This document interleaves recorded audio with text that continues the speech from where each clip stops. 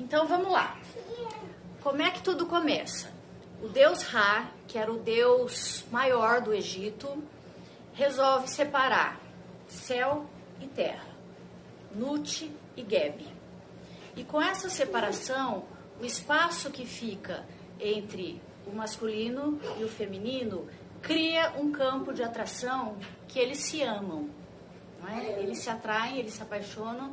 Terra e céu, na sua paixão, concebem 4 filhos: Osíris, Ísis, Sete e Nefte, 4 gêmeos. Eles crescem, Osíris já logo que sai do ventre da mãe, já se mostra muito maior, não só em grandeza, mas em espírito. E conforme eles crescem, Ísis e Osíris passam a reinar no Egito, são os primeiros reis. Não é? Trouxeram um reinado de paz, de harmonia, de prosperidade, de avanços civilizatórios em termos de leis, também em termos de agricultura, uma série de contribuições. E como toda história de irmãos, não é? Existe rivalidade. Sete, inconformado com a glória de Osíris, não é? Ele cria um plano. Ele dá um banquete, manda construir um sarcófago belíssimo, super adornado, super cheio de riquezas, com as medidas de Osíris. E aí ele faz uma brincadeira. Quem couber no sarcófago vai levá-lo de presente. Todo mundo quer caber no sarcófago, né? E vai um, muito grande, o outro é muito pequeno, o outro é muito gordo, enfim. Entra Osíris. O sarcófago tinha sido feito para ele. Quando ele entra e se deita, e todo mundo fala, serviu, né? Vai ser o Felizardo que vai ganhar. Os comparsas de Sete fecham esse sarcófago e levam para o rio Nilo e jogam esse sarcófago lacrado, e pouco a pouco Osíris vai morrendo asfixiado. O reino sofre muito, né? Ísis fica inconsolável e se põe a procurá-lo. Os rios são muito caudalosos, levam esse sarcófago com o corpo de Osíris para muito longe. Ela, sem saber por onde começar, ainda muito desesperada, se acalma, respira e começa a sentir o aroma do amado, não é? Pelo olfato, ela vai se guiando e desce rio afora e atravessa, não é, a África, até chegar num reino onde ela tem notícias que esse sarcófago ficou preso nas raízes de uma árvore gigantesca. E o rei desse reino manda pegar essa árvore gigantesca para fazer uma coluna do seu palácio. Então, depois de muito viajar, de chegar nesse reino, Ísis se oferece como serva, né? Ela se disfarça de criada e passa a trabalhar nesse palácio para ir ganhando a confiança, para poder ir entrando até que ela ganha a simpatia do rei e da rainha, e eles a colocam para cuidar da criança, do príncipe. Então ela passa a ser ama dessa criança, começa a cuidar com muito amor e ganha o amor dos reis, não é? E aí sim ela sente, na sabedoria dela, que ela pode revelar o que ela queria, não é? Esses reis se compadeceram e deram para ela o sarcófago com o corpo de Osíris, porque ela precisava levar para o Egito para fazer os rituais fúnebres, para que então ele pudesse ser levado ao reino superior. Sem os rituais fúnebres, ele ficaria preso na terra. E quando Sete, o irmão que está reinando, né, fica sabendo que o corpo do irmão mais velho está lá, ele teme que algo aconteça. Então ele se junta com os comparsas, né, com as outras pessoas que queriam governar junto com ele, e eles cortam o corpo de Osíris em 14 pedaços. Eles retalham as mãos, os ombros, os pés, o abdômen, o coração, o pescoço, a cabeça, o pênis, e distribui, cada um leva para uma região bem longínqua, para que não haja a possibilidade deles serem reunidos e que Osíris viesse a reinar no reino dos mortos. Nesse momento, Ísis fala, poxa, eu cheguei até aqui, eu não vou desistir. Né? E a sua irmã, Nefte, irmã gêmea, né, gêmea idêntica, se dispõe a acompanhá-la nessa jornada. Então, elas percorrem muitos anos em busca disso. Né? Cada lugar que elas chegam e que elas acham uma parte do que foi perdido, elas pranteiam diante daquilo, né, que foi arrancado, elas erguem um templo, elas prestam culto, elas entoam canções e elas veneram aquela parte que está chegando de volta. E assim, sucessivamente, ponto a ponto, elas fazem como que uma peregrinação, colhendo os pedaços que foram despedaçados. Todos eles conseguiram reunir, menos um. Alguém descobre qual é esse um? Alguém sabe qual é esse um? O pênis. Não, não é o coração. Alguém falou? O pênis. O pênis, exatamente. Exatamente. Várias versões diferentes, como todo mito, né? Eu escolhi essa versão que eu achei assim mais apropriada. Dizem que um peixe engoliu o pênis de Osíris.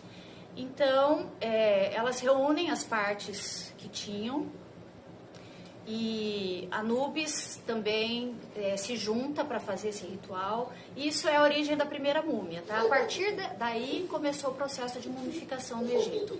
Então, ela reúne as partes, ela derruba perfumes, ela derrama óleos, ela canta, ela chora, ela dança ao redor desse corpo. E havia uma árvore ali perto do rio.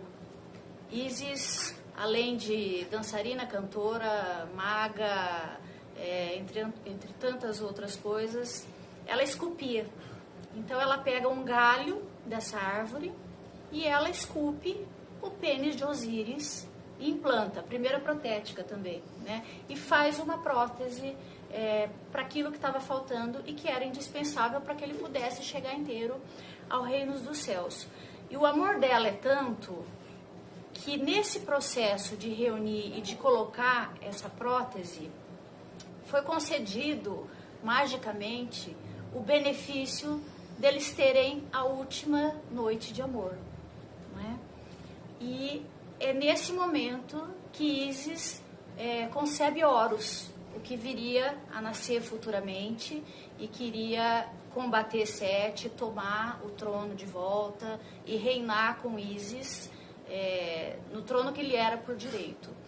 Nesse momento, Osíris pode se elevar ao reino celestial e Ísis passa a gestar Horus, que é conhecido como filho da morte e da vida, né? num processo muito mágico.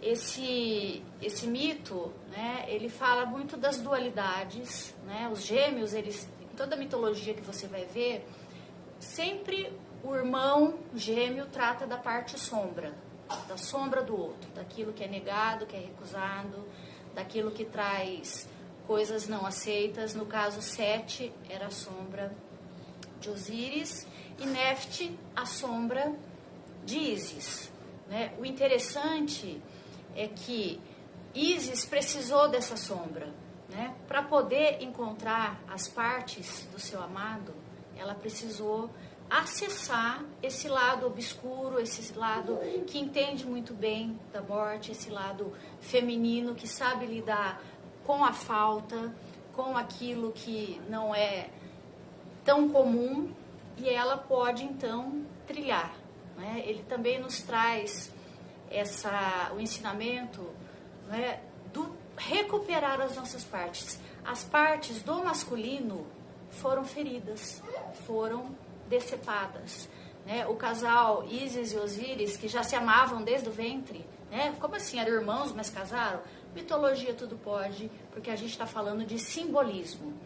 É um casamento alquímico, onde existe a amizade muito forte e a relação homem e mulher também. E que trata do ser humano inteiro, o nosso lado feminino e o nosso lado masculino, bem integrados, funcionando junto, para que a paz do reino, que somos nós, né, aconteça. Ísis e Osíris estão na gente. Agora, muitos de nós também passamos por situações em que tivemos partes da nossa energia feminina, da nossa energia masculina, que é aquela coisa objetiva, de luta, de ação, de coragem, de praticidade, decepada, né? Ao longo da vida, nós fomos perdendo partes. Os indígenas norte-americanos, eles falam que cada situação de dificuldade, de medo, de dor, um pedaço da nossa alma se solta, né? E para que a gente possa ser um ser inteiro de novo, é preciso fazer um resgate dessas partes da alma, que é o que Ísis faz. Ela se acalma, ela pensa, ela sente, e ela, com a intuição, né, o olfato diz muito disso, ela vai atrás desses pedaços, ela não desiste. A energia feminina fala dessa amorosidade, fala do gerar, fala de cura, de criatividade, de magia, de transpor obstáculos e de percorrer um caminho que não é muito claro e objetivo. Então, todos nós precisamos usar essa nossa energia feminina de cura, de acolhimento, de regeneração, para fazer esse trajeto, né? De irmos atrás das nossas partes que foram perdidas em situações de trauma, de medo.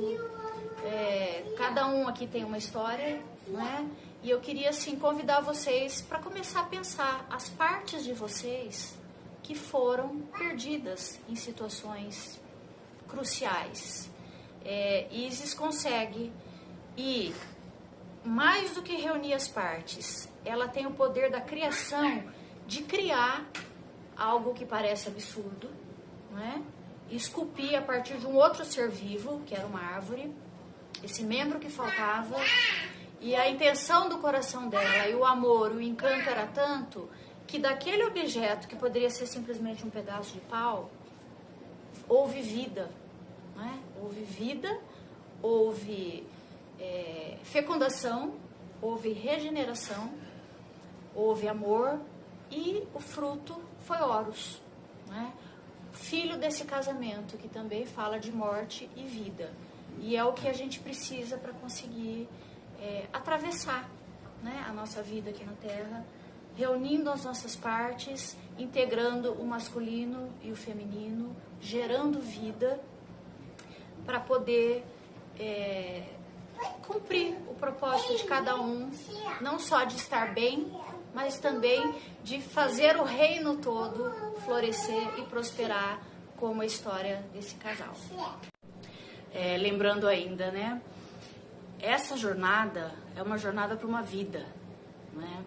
Ísis, ela se fez serva e se fez ama, né?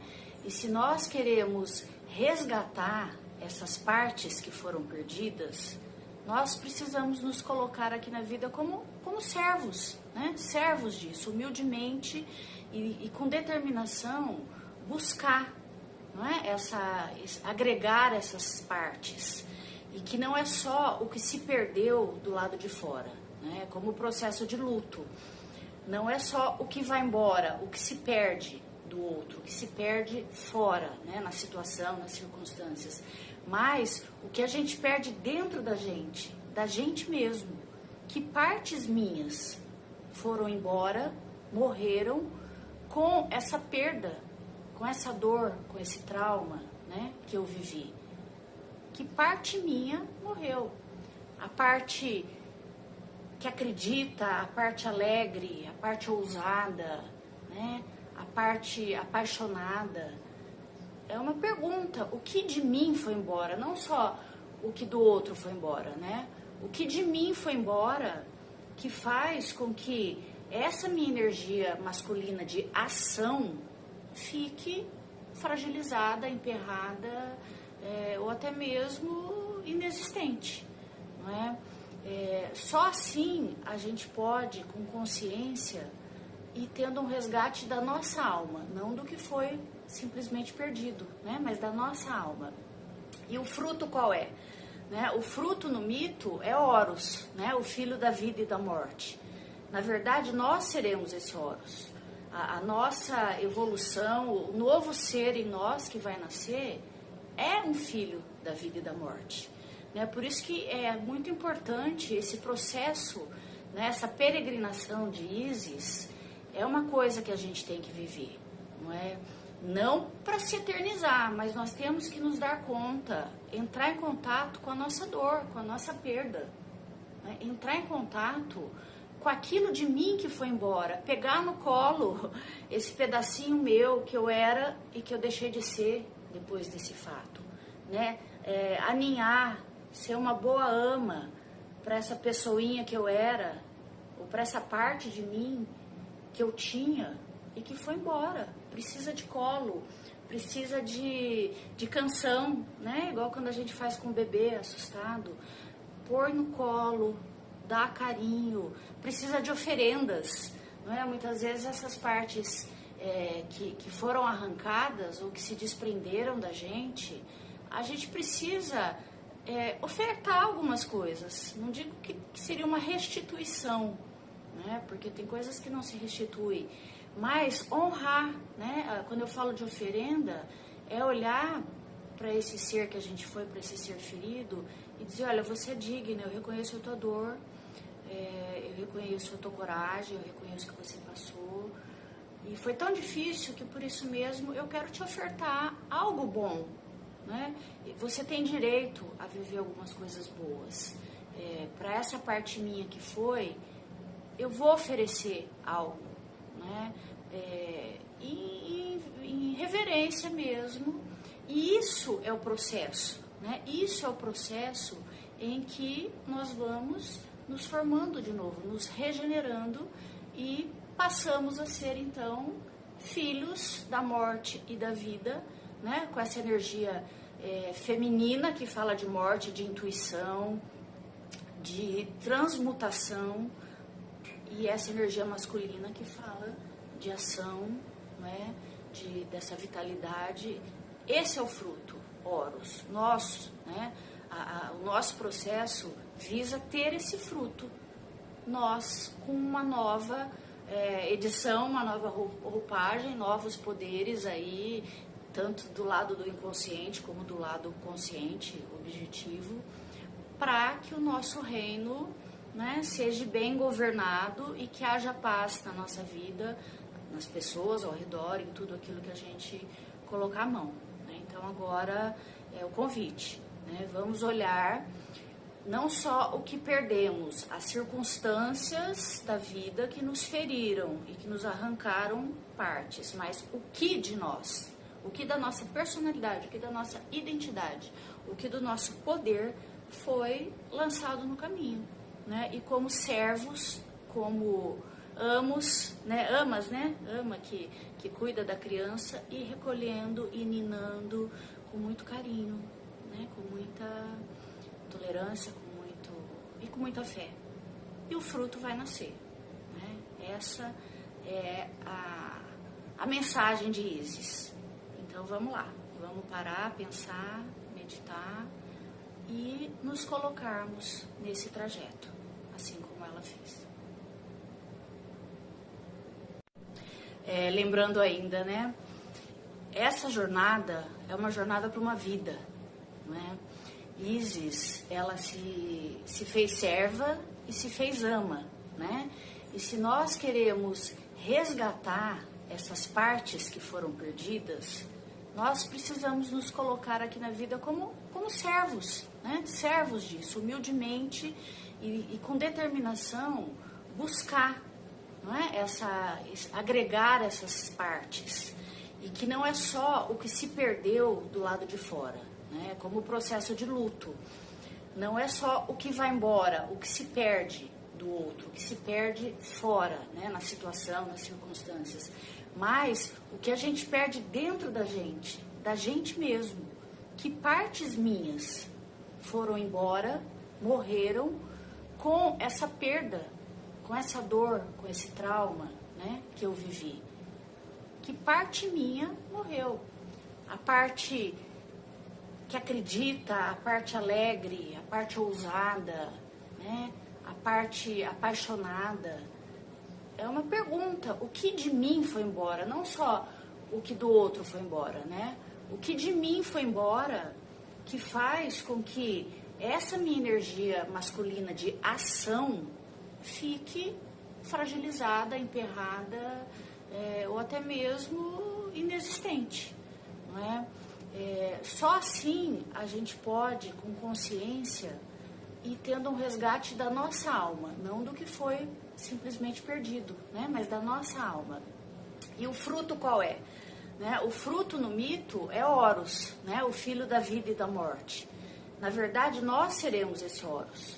A nossa evolução, o novo ser em nós que vai nascer, é um filho da vida e da morte. Né? Por isso que é muito importante esse processo, né? Essa peregrinação de Ísis, é uma coisa que a gente tem que viver, não é?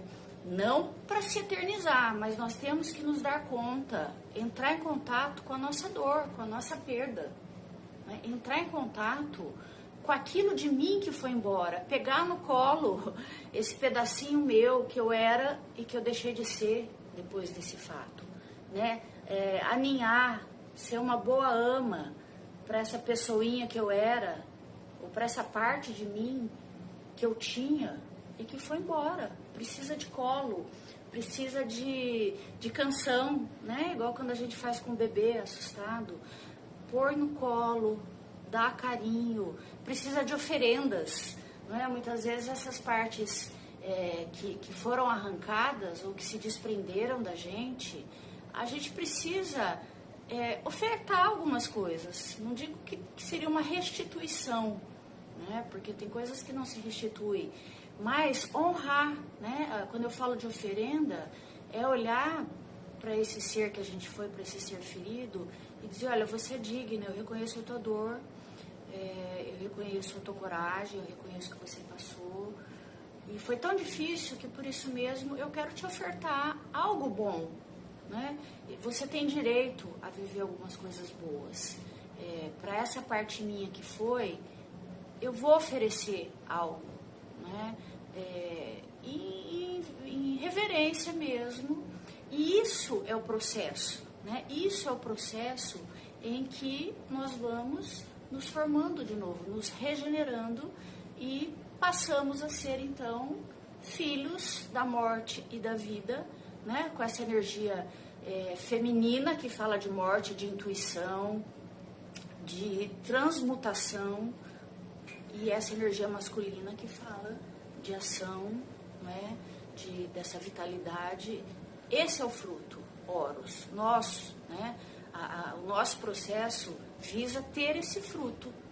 Nós, com uma nova edição, uma nova roupagem, novos poderes aí, tanto do lado do inconsciente como do lado consciente, objetivo, para que o nosso reino, né, seja bem governado e que haja paz na nossa vida, nas pessoas ao redor, em tudo aquilo que a gente colocar a mão.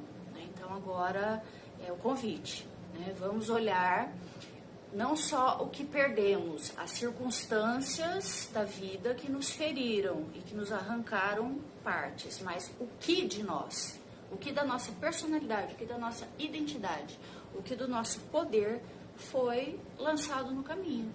Né? E como servos, como amos, né? Amas, né? Ama que cuida da criança e recolhendo e ninando com muito carinho, né? Com muita tolerância, com muita fé. E o fruto vai nascer. Né? Essa é a mensagem de Ísis. Então vamos lá, vamos parar, pensar, meditar e nos colocarmos nesse trajeto, assim como ela fez.